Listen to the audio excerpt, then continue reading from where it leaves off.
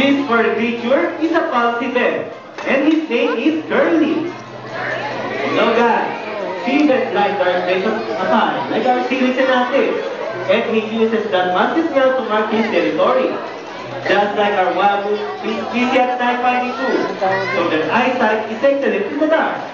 And speaking of food, he loves fruits like, wow, banana. Now, let's see Curly how to find a basic tree by using his sensitive sense of smell. Got 3 bamboo cups in here. Okay. And some banana. And I'm going to hide the treat under one of these bamboo cups.